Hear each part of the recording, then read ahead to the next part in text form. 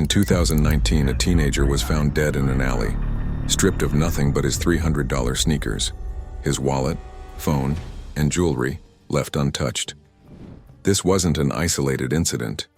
Across the globe, designer clothing has become the unlikely catalyst for some of the most brutal and senseless murders of our time, turning shopping districts into hunting grounds and fashion statements into death sentences.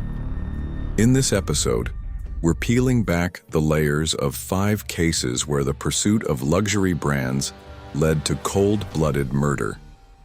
These stories reveal a disturbing trend that law enforcement agencies are struggling to address.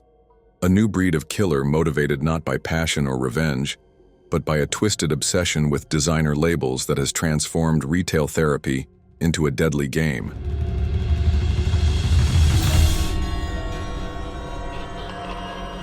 But before we dive in, some of the details in this story are extremely disturbing and may not be suitable for all audiences, so viewer discretion is strongly advised. As always, remember to hit the like button, subscribe, and turn on post notifications to stay up to date with the channel. All right, let's dive into the video.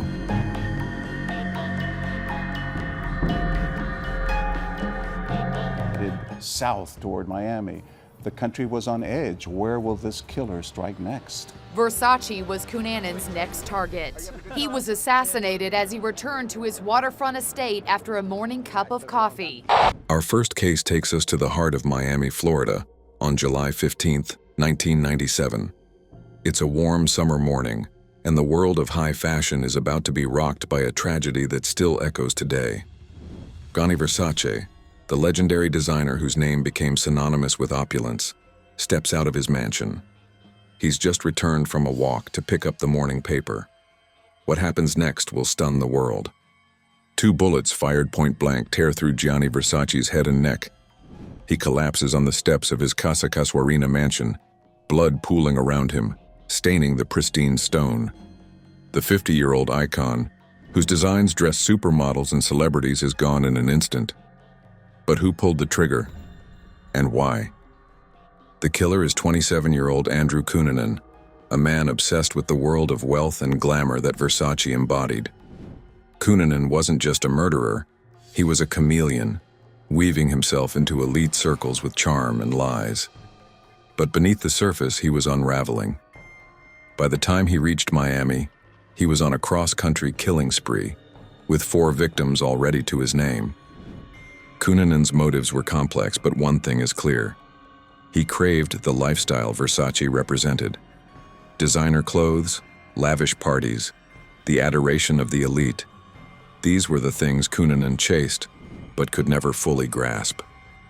Witnesses reported he was fixated on Versace's fame, even bragging about knowing him, though no evidence suggests they ever met. So what brings you to Miami? I know people. Oh yeah? Versace. Versace.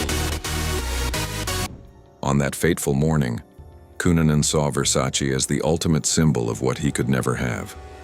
So he took it all away. The aftermath was chaos. Versace's death sent shockwaves through the fashion world. His sister, Donatella, took over the brand, but the loss was irreparable.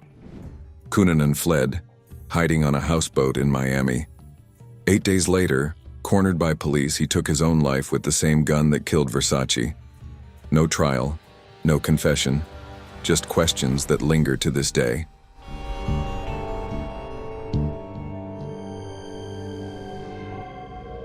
Fast forward to February 7th, 2025. We're in Bedford, a quiet town in the UK, where a dispute over a designer coat would end in unimaginable violence. This is the story of Leon Penman, a 20-year-old whose life was cut short over a piece of clothing. Leon Penman was like any other young guy, full of dreams, maybe a little reckless. On that chilly evening, he met 19-year-old Jacob Zuko in a Bedford car park. The two had history. A prior deal involving a designer coat had gone sour. Leon thought he was there to settle things. He didn't know Zuko had other plans. Zuko didn't come to talk. He came to kill. Armed with a knife, he lunged at Leon, stabbing him multiple times in the chest and abdomen. Blood sprayed across the pavement as Leon staggered, clutching his wounds. He collapsed, gasping, as Zuko fled into the night, taking the coat with him. Paramedics arrived, but it was too late. Leon was pronounced dead at the scene, his blood pooling in the rain. Zuko was arrested days later. At Luton Crown Court, the details emerged. The coat, a high-end designer piece, wasn't just clothing to Zuko. It was a status symbol, a ticket to respect in his world. He admitted to the stabbing, claiming it was a moment of madness. The judge didn't buy it. Zuko was sentenced to life, with a minimum of 20 years. Leon's family was left shattered, grappling with the senselessness of it all. A young man, barely out of his teens, killed for a coat. It's a tragedy that feels all too familiar in a world where material goods can outweigh human lives. Before we continue on, if you are enjoying the video so far, please remember to hit that like button and subscribe to the channel. And if you don't like it, let me know down in the comments. Your support truly means everything. All right, back to the video.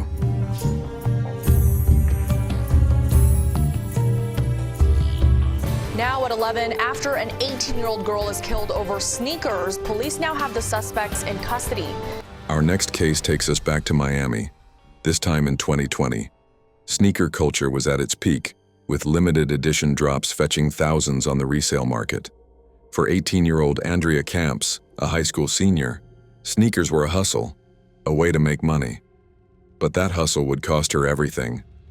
Andrea and her boyfriend were known in Miami's sneaker scene, buying and selling high-end kicks like Air Jordans and Yeezys. On April 13, 2020, they arranged to meet two buyers for a pair of coveted sneakers. The deal was supposed to be quick, cash for shoes. But the buyers had no intention of paying. The meetup turned into an ambush. The buyers pulled guns demanding the sneakers. Andrea's boyfriend tried to fight back, but it was no use. Shots rang out, tearing through the car. Andrea was hit multiple times. Bullets ripped through her chest and stomach. She slumped in the passenger seat, blood soaking her clothes. Her boyfriend survived, barely. Andrea didn't. The killers fled with the sneakers, leaving Andrea's body behind.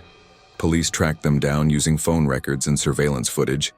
The perpetrators, both in their 20s, were charged with murder and robbery. At trial, it became clear. The sneakers weren't just shoes. They were a prize worth killing for in the cutthroat world of sneaker reselling. Andrea's death exposed the dark underbelly of sneaker culture, where hype and profit can turn deadly. Her family described her as a bright, ambitious teen with dreams of college. Those dreams were stolen for a pair of shoes that would likely be resold for a quick buck.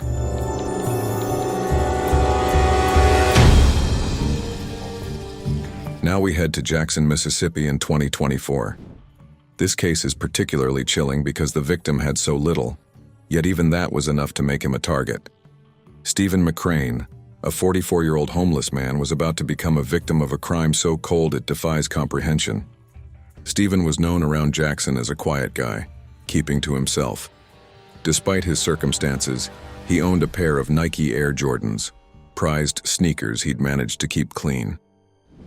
On a late night in March 2024, 23-year-old Curtis Sawyer spotted him.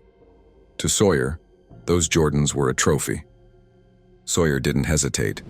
He approached Stephen, raised a handgun, and fired a single shot into his head. The bullet tore through Stephen's skull, killing him instantly. Blood and brain matter splattered across the pavement as Sawyer bent down, unlaced the Jordans, and slipped them off Stephen's feet. He walked away, leaving the body to be found by a passerby hours later. Sawyer was arrested after bragging about the shoes to friends. Police found the blood-stained Jordans in his apartment. At trial, he showed no remorse, claiming Stephen didn't deserve the shoes. The judge sentenced him to life without parole.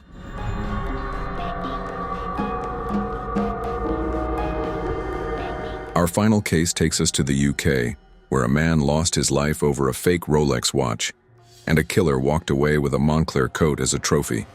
The details are sparse, but the brutality is undeniable. The victim, whose name hasn't been publicly released, was walking home when he was confronted by a man demanding his Rolex. It wasn't even real, just a convincing knockoff. But to the attacker, it was a symbol of status worth killing for. The assailant stabbed the victim repeatedly, chest, neck, stomach. Blood poured from the wounds as the man collapsed, his screams fading into gurgles. The killer didn't stop there. He stripped the Moncler coat from the body, a high-end designer piece, and walked away, leaving the victim to bleed out in the alley. Witnesses later saw him wearing the coat, flaunting it like a badge of honor. Police caught the killer after he was linked to similar robberies. He was convicted and sentenced to life, but the senselessness of it lingers. A man died for a fake watch and a coat. It's a chilling example of how far some will go for the illusion of status. Thank you so much for watching. If you enjoyed this video and want to see more, then check out these videos on the screen now. If you have a topic suggestion, please send it to the email in the description. And as always, remember to like, share, and subscribe to our channel. And remember, the only thing scarier than these stories is missing out on our next video.